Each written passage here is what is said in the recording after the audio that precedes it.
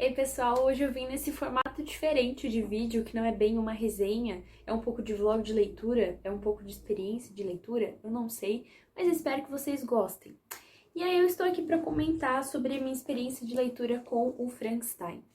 Então eu pretendo falar um pouquinho sobre a experiência de leitura, coisas que eu fiz durante a leitura, vídeos que eu parei para assistir, textos de apoio, teve um momento que eu parei e reli algumas partes, mais ou menos como eu anotei, essas coisas que vocês gostam de saber. Então, em que pé estamos da situação? Ontem, de madrugada, eu terminei de ler. E ontem foi o dia que eu mais li, disparado. Por quê? Lá no grupo de leitura, que a gente está fazendo uma leitura coletiva desse livro, está sendo incrível. Se você quiser acompanhar futuramente alguma leitura coletiva, eu estou fazendo ininterruptamente, está rolando sempre lá no meu Instagram. Vou deixar o link aqui na descrição do vídeo, é só você dar uma olhadinha. Algumas pessoas simplesmente devoraram esse livro, leram na primeira semana. Eu fiz um cronograma para 2 semanas. Eu já tive uma experiência um pouco diferente, porque eu não conseguia ler muito dele por dia, a não ser ontem. Porque no contexto normal, eu gosto de ler de uma vez, assim, sem parar muito para fazer anotações muito detalhadas, sem prestar muita atenção nos pormenores, e depois eu volto e releio. Eu sei que para muita gente pode parecer super estranho, mas eu já tinha o hábito de fazer isso, depois eu vi que a Susan Bauer, do livro Como Educar Sua Mente, dá essa dica, inspirada no Mortimer Adler, do Como Ler Livros, e aí que eu fiquei ainda mais entusiasta dessa técnica, de fazer uma primeira leitura inspecional e depois uma leitura mais intensa.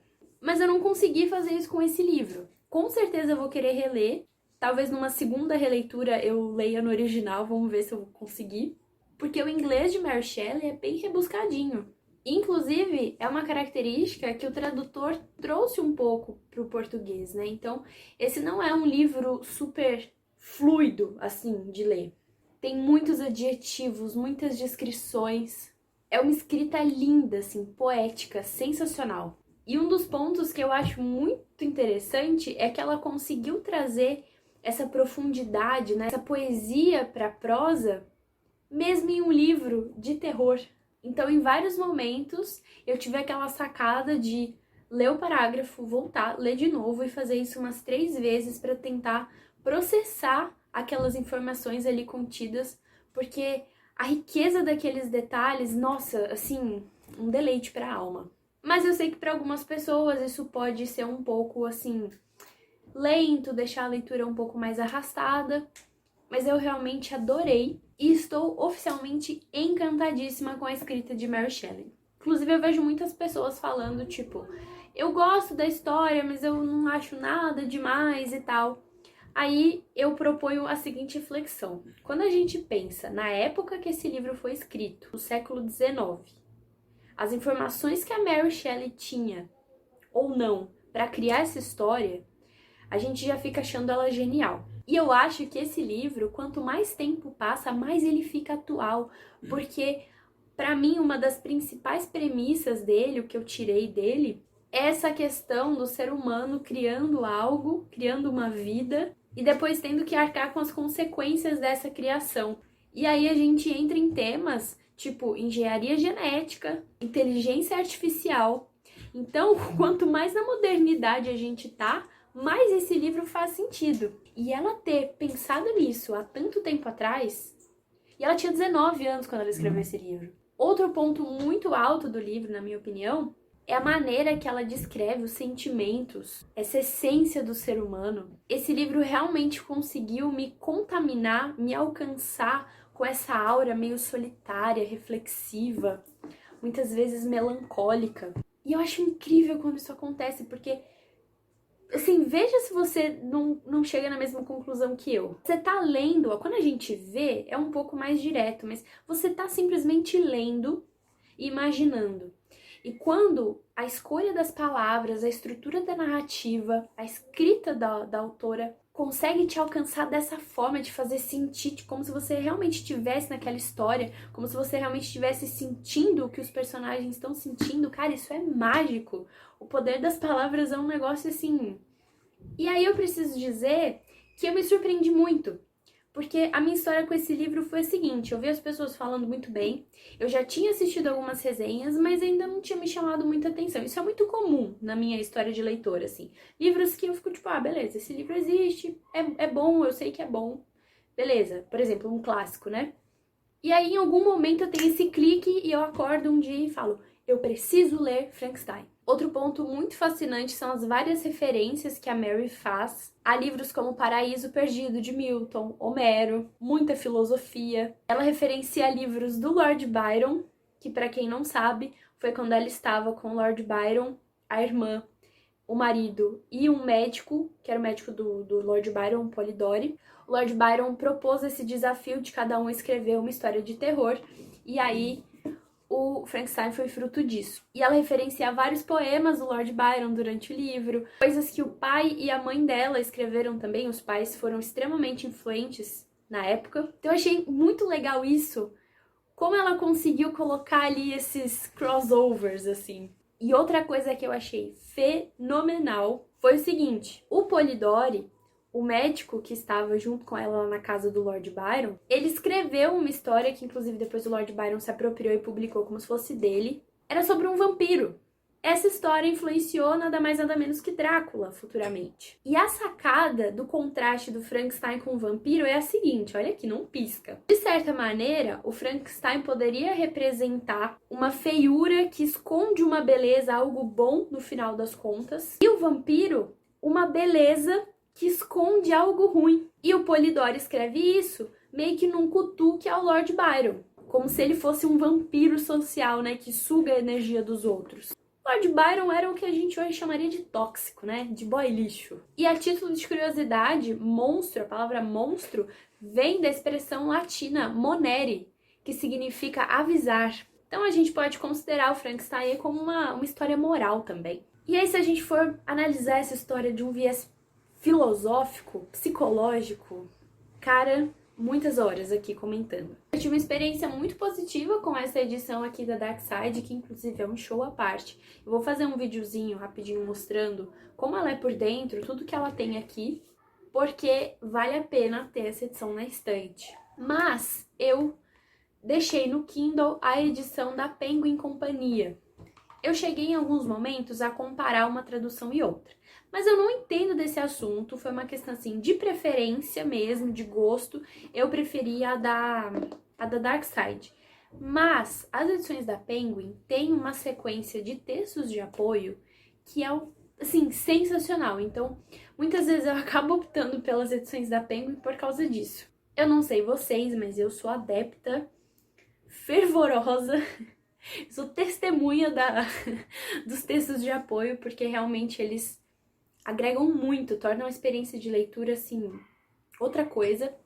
E aí, um outro fato da minha experiência de leitura com Frankenstein é que eu esqueci completamente que as edições da Penguin têm textos de apoio, aliás, tem prefácios como textos de apoio, e aí por causa disso tem spoiler. E eu estava lendo lá lindamente. Esse prefácio, inclusive, ele é gigante, só que tava falando só da vida da Mary Shelley, inclusive é uma biografia da vida dela, assim, excepcional. Aí, do nada, o texto de apoio muda da vida dela pro livro. E nesse meio tempo, eu tive o spoiler do final do livro. Mas tudo bem, eu não me incomodo com spoilers, inclusive um outro fato da minha experiência de leitura é que enquanto eu estava lendo e antes mesmo de começar a ler, eu já tinha assistido a vários vídeos, várias resenhas aqui do YouTube. E na vida, assim, eu não me incomodo com spoiler, porque pra mim, o spoiler é só uma gotinha do oceano que é a experiência de você ler e ver como o autor ou a autora escreveu aquilo de fato. Claro que tira aquela surpresa, assim, mas tudo bem, eu fingi que eu não sabia disso quando eu li, quando eu cheguei no final, não tem problema. Mas saber da vida da Mary Shelley, o contexto que ela vivia, as inspirações para criar, como ela criou Frankenstein, ou seja, as minhas expectativas eram relativamente altas, porque várias pessoas com um gosto muito parecido com o meu gostaram desse livro, inclusive essa edição maravilhosa eu ganhei de presente de Lu. Lu, saudades de você no Instagram. Porque este livro é um dos favoritos dela e aí ela me deu, tipo, Fernanda, leia esse livro porque é muito bom. E me surpreendeu. Me surpreendeu, eu gostei muito mais do que eu imaginava que eu ia gostar. E fica aquela sensação de, tipo, o que Mary Shelley tiver escrito, eu quero ler. vou melhorar o meu inglês para conseguir entender o inglês dessa mulher. Então, na primeira página, essa foi a minha... Foi muito parecido com a minha experiência com Fitzgerald, em Grande Gatsby. Na primeira página do livro eu tava assim... senhora Mary Shelley, a senhora não está para brincadeira mesmo. Eu comentei, então, algumas questões da minha experiência de leitura. A esse ponto, vocês já estão sabendo que eu amei esse livro, que ele com certeza está na lista dos favoritos. E quando eu reler, eu acho que eu vou amar mais ainda, porque eu vou pegar mais facetas dele, eu vou entender ainda mais. E aí, agora vamos para a segunda parte. Essa edição tem introduções, né? Tem introdução de uma tal de Márcia Xavier Brito, que inclusive... Márcia Xavier Brito, você é incrível, genial. Ela fez uma análise do livro que não tem spoiler, as introduções aqui não tem spoilers. Depois, tem os prefácios da autora, da Mary Shelley, porque esse livro foi reeditado 2 vezes depois. Beleza. Eu li isso antes de começar o livro. Fiz algumas anotações, fiz marcações, tudo mais. Coloquei aqui, ó, quase... Eu não costumo ter dó nenhuma de grifar. Esse livro eu fiquei com dó e grifei só de lápis e coloquei post-it. Então aqui fez algumas anotações. Aí quando eu cheguei na metade do livro, literalmente na metade do livro, depois da primeira discussão com o pessoal da leitura coletiva, o que eu fiz? Eu voltei aqui nessas introduções da Mary e na introdução da Márcia e reli. E aí, meus queridos e minhas queridas, eu simplesmente passei uma tarde inteira debruçada nessas 20 páginas. Eu literalmente passei a tarde inteira lendo e relendo e ligando os pontos. E aí eu vou mostrar pra vocês as minhas anotações. Deu um boom no fato de eu ter gostado desse livro, que assim, não tá escrito. Porque aí tudo fez mais sentido. E aí agora que eu acabei de ler o livro, eu vou fazer o quê? Vou voltar e vou reler pela segunda vez esses textos. No final, tem um texto do marido da Mary, do Percy Shelley, que eu ainda não li, porque quando eu terminei de ler o livro de madrugada, eu já tava pra lá de Bagdá, não tava conseguindo mais raciocinar muita coisa e tava naquele de processar o final do livro, que inclusive... E agora eu vou fazer o quê? Vou reler o prefácio da edição da Penguin e eu acho que tem mais algum texto de apoio, certo? Então, hoje é segunda-feira, a nossa última discussão é na quarta, e até lá eu quero ter feito isso. Então, vou ver se hoje mesmo eu já releio os daqui, amanhã e quarta eu lido com esses textos da edição da Penguin. Agora eu vou trocar a câmera e vou mostrar pra vocês a minha bagunça organizada aqui no livro. Então, vamos lá, um breve passeio aqui pelas minhas anotações no livro. A primeira vez que eu li a introdução, essa aqui da Darkside, eu fiz anotações breves aqui na margem mesmo, tá vendo? Sinalizei algumas expressões, escrevi aqui nos post-its, e a introdução é essa. Depois, ai gente, esse post-it não é bom. Que saco quando isso acontece, fica saindo.